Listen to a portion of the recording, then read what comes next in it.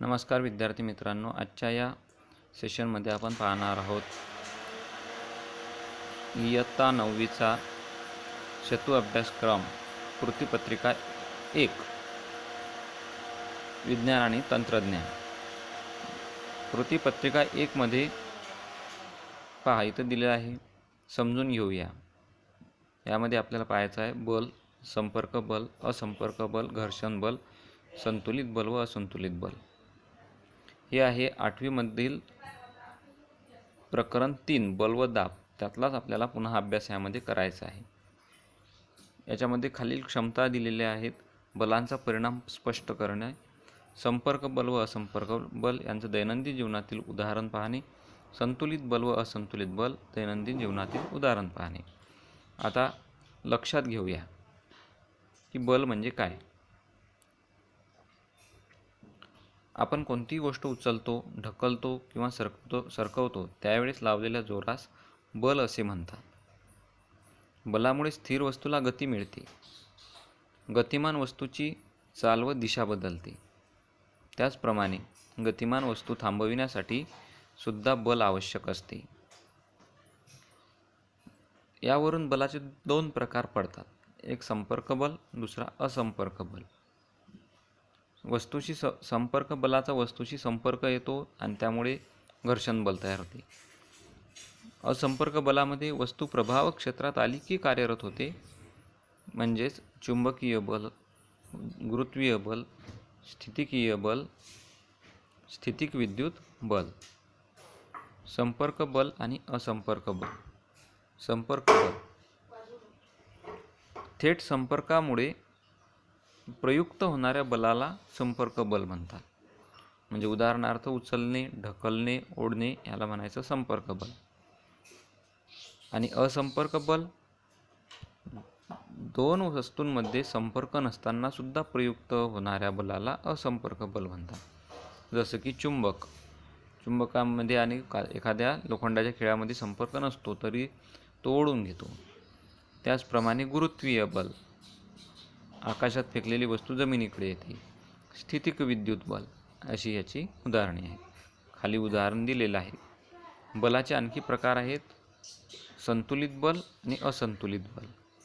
वस्तूचा वेग नियंत्रित संतुलित बलाने केला जातो आणि वस्तूचा वेग अनियंत्रित केला जातो, त्याला म्हणतात असंतुलित बल। या बलाचे वस्तूवर परिणाम होतात। खाली 2 परिणाम दिलेले आहेत। एखाद्या वस्तूवर एकाच दिशेने अनेक बले लावल्यास त्यांच्या बेरजे एवढे बल प्रयुक्त वस्तूंवर होते। म्हणजे एखाद्या वस्तूवर जर अनेक बले लावली, एक वस्तू अनेक लोकांनी जर ओढली तर त्यांची बेरीज केली तर तेवढे बल त्या वस्तूवर प्रयुक्त होते। दुसरा परिणाम, जर 2 बले एकाच वस्तूवर परस्पर विरुद्ध दिशेने लावली, विरुद्ध बाजूने लावली तर त्यांच्या फरका इतके बल वस्तूवर प्रयुक्त होते। जे खालील चित्रामध्ये दाखवलेले आहे की एक वस्तू 2 जण वेगवेगळ्या दिशेने ओढत आहे, म्हणजे विरुद्ध बाजूने जर ओढली तर त्या वस्तूवर किती बल लागेल, तर त्या दोघांच्या बलांच्या फरकात जेवढा फरक पडेल तेवढंच बल त्या वस्तूवर लागेल। बल हे परिणाम व दिशा यांमध्ये व्यक्त केले जाते। म्हणजे बलाला दिशासुद्धा असते, बलाला परिणामसुद्धा असतो आणि म्हणून बल ही सदिश राशी आहे। आता 8व्या वर्गातील 3ऱ्या प्रकरणातील इथं घेतलेला केवळ भाग आहे, परंतु तुम्हाला 8व्या वर्गातील ते प्रकरण वाचायचं आहे, पूर्ण प्रकरण वाचायचं आहे आणि खाली दिलेलं हे प्रश्न आपल्याला सोडवायचे आहेत। सराव करू। यामध्ये पहिलं प्रश्न आहे, खालील चित्रामधील बलाचे प्रकार ओळखा। कोणकोणता बल तिथं दिलेला आहे। त्यानंतर दुसरा क्वेश्चन आहे, खालील क्रियांमध्ये संपर्क किंवा असंपर्क यापैकी कोणती बले वापरली जातात त्याची नावे लिहा। झाडावरून फळ खाली पडणे असंपर्क बल आहे। तराजूच्या पारड्यामधील एक बाजू खाली येणे हे सुद्धा असंपर्क बल आहे। बॅटने चेंडू टोलवणे, याच्यामध्ये चेंडूचा आणि बॅटचा संपर्क झाला। चुंबक वापरून लाकडाच्या भुशामधून लोखंडी खिळे वेगळे करणे हे कोणतं बल असेल, असंपर्क बल। केसांवर घासलेला फुगा भिंतीवर चिकटतो आता हे तुम्हाला पुस्तकातून पाहून लिहायचं आहे असं उत्तर. मी 4 सांगितले, 5वं तुम्ही शोधायचं आहे. संपर्क व असंपर्क बल प्रयुक्त असण्याची आणखी काही उदाहरणांची यादी करा, असा पुढचा प्रश्न आहे.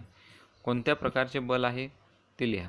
म्हणजे संपर्क बल आणि असंपर्क बल असे 2 प्रकारची यादी आणि त्यांची उदाहरणं तुम्हाला या प्रश्नामध्ये लिहायचे आहेत. Question number 4. स्थितिक विद्युत बल हे असंपर्क बल आहे हे सिद्ध करण्यासाठी कोणता प्रयोग कराल? पुस्तकामध्ये दिलेला आहे. स्थितिक विद्युत बल केसांवर घासलेला फुगा किंवा केसांवर घासलेला कंगवा ह्या कागदाचे कपडे उचलून घेतो किंवा भिंतीला चिकटतो, याला स्थितिक विद्युत बल. पुस्तकामध्ये दिलेला तो प्रयोग कोणता आहे तो तुम्हाला इथं लिहायचा आहे.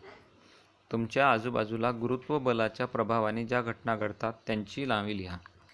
म्हणजे झाडावरून फळ खाली पडणे, आकाशात फेकलेली वस्तू खाली पडणे यासारखी उदाहरणं किंवा यासारख्या ज्या घटना आहेत त्या पुस्तकाचा वापर करून तुम्हाला इथं लिहायचे आहे.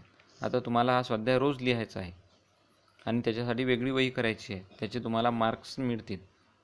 हे सगळा स्वाध्याय रोजच्या रोज प्रत्येक दिवशी जो पोर्शन शिकवला जाईल प्रत्येक विषयाचा तो वेगवेगळ्या वहीमध्ये लिहून तो तुम्हाला तयार ठेवायचा आहे.